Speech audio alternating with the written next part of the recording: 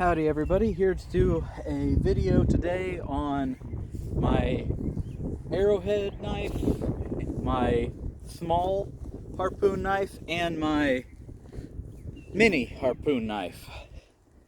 So all these are available, or at least the mini and the small are available on my Etsy shop. I haven't quite sorted out a tang I like for the arrowhead, but for these right here, these are available already. They're quite nice. Small, easy to pack, easy to wear as a neck knife, easy to wear as a backup. Throw it in your backpack and forget about it, or an Altoids tin. But that's more than enough blade to take down big game, at least in my state. It's not the most ideal shape for it, but it'll do. Of course, with that harpoon, whatever you hit, it'll stick in it pretty good. If you hit a rabbit or something of that nature, it will probably drag the arrow with it. That's a good or a bad thing, depending on your perspective. But if you think you can chase it down, that'll definitely slow it down.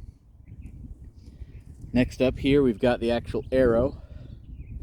Just a simple point when it's in a knife form. Just a small little carving knife. Nice little knife to have as a backup. Sorry about my dogs. But yeah, nice little knife, and counting the tang, it's only like that long. Easy to carry a couple extras in a kit. Nice little knife.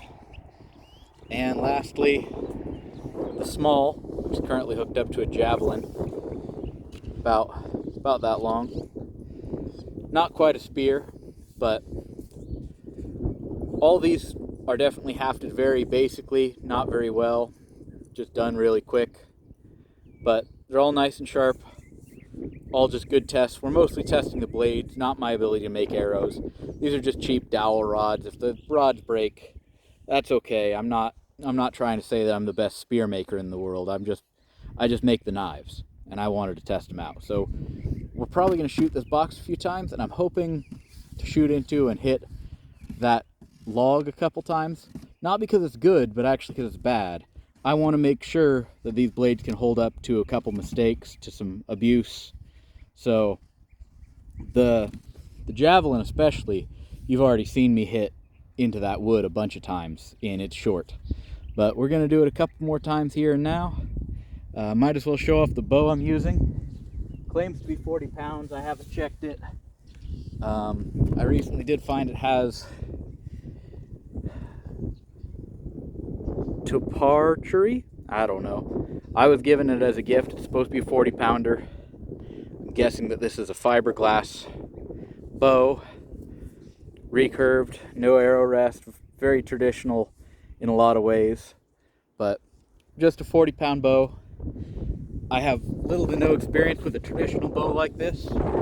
I can't really say I have that much more experience with more modern day bows, but I at least shot bows with a arrow rest and stuff, and you know, the way of aiming in the modern day and all that stuff.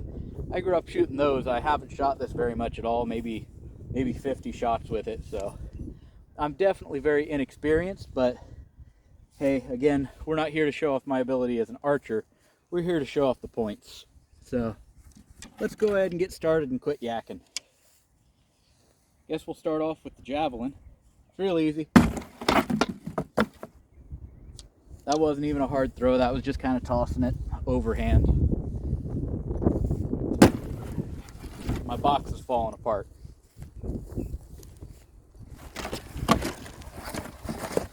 Yeah, that harpoon really digs in and doesn't want to let go. It's not sharp by any means. All right, gonna throw really hard. If I were better at making arrows, javelins, and stuff like that, I need to thin all this out more. Should be using artificial sinew instead of jute, but it seems to stop when it hits that really thick stuff. Let's aim for the stick, the log, whatever. Who knows what this was? It was a deadfall that crushed part of the fence we had to repair. That's not my dog. It's a ways away, but yeah. holds up just fine. Still nice and straight, despite throwing into hardwood.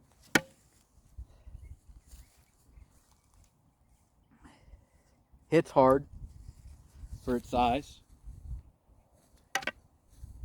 Glanced.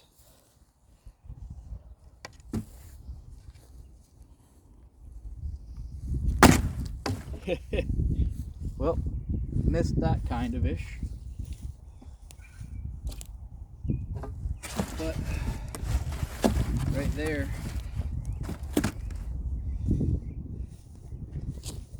I try to stay out of the shot, but you might have seen some more of me there. I'd say that blade isn't going to break anytime soon. I mean, just for silly, this might break my stick, but let's swing it in a slash. Yeah, if that little blade can take that kind of impact, swinging it like that on the end of at least a 4-foot stick, that's a pretty tough blade. Wow. It held up. Definitely held up. Let's get to those arrows. Shoot the small one a couple times first. Again, if it breaks the arrow, I'm not worried about that. It just means I have to quit the experiment, but what I'm really after is the effectiveness of the tip. Alright, fired straight through and into the wood behind it.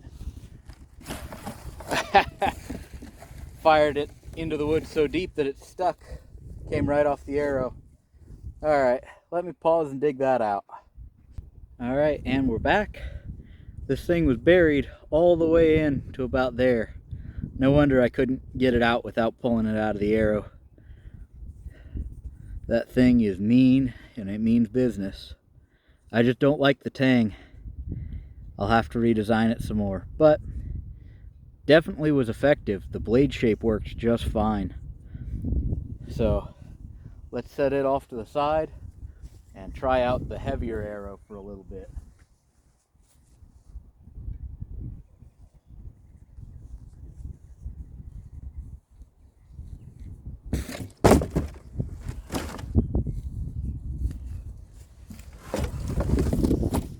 Try to get this back in range.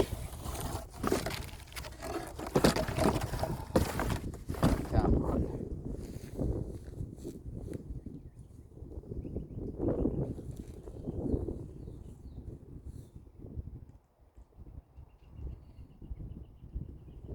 This is the one that has the drag fletchings, so I could probably shoot it a little further away. Missed entirely that shot. Buried it way in the dirt.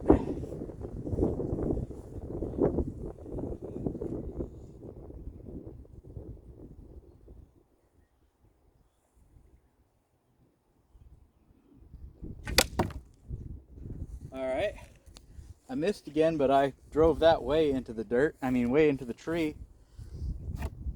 Oh, ha. Well, there we go.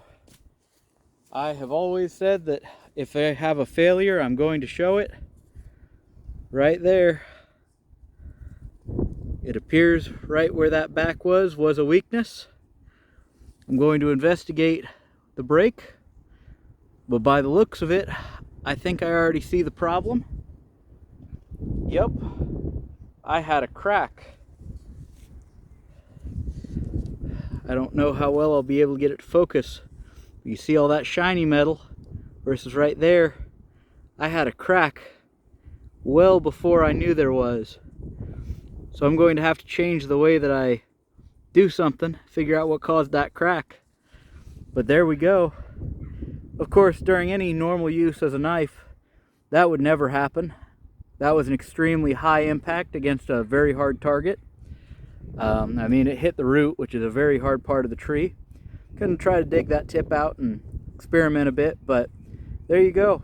Like I said, I'll never hide a failure, because that's how you get better. You discover the problems, you get better from them.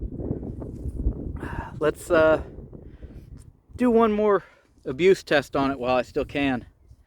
But I will say, the grain structure is not too bad. I would have liked the grain to be a little more fine, but overall the grain on it was not too bad. I also should probably take the time to soften these more, to temper them hotter, because they are going to be used as arrows. But there we go. Hope you all enjoyed, and I'll see you in the next video as soon as I can. Goodbye, everybody.